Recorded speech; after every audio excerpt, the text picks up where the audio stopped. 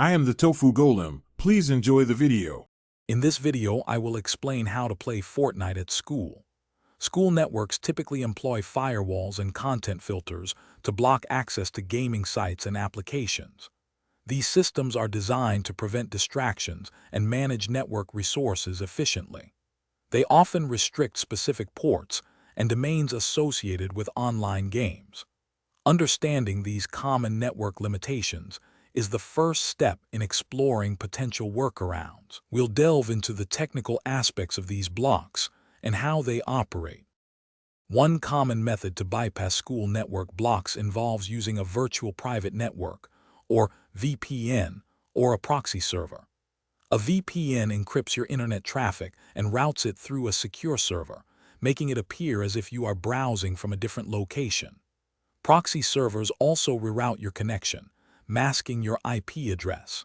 When selecting a service, prioritize reputable options for better security and faster speeds, as free alternatives often come with data caps or reduced performance. Another approach involves using portable gaming solutions or cloud gaming services. Some games can be run directly from a USB drive, bypassing the need for installation on the school computer. Cloud gaming platforms like GeForce Now or Xbox Cloud Gaming stream the game directly to your device, requiring only a stable internet connection and a compatible browser. This can circumvent software installation restrictions. Always check if your device has sufficient processing power and a reliable internet connection for smooth gameplay. While these methods can technically bypass network restrictions, it's crucial to consider the ethical implications. Schools implement these policies for valid reasons, including maintaining focus and managing network resources.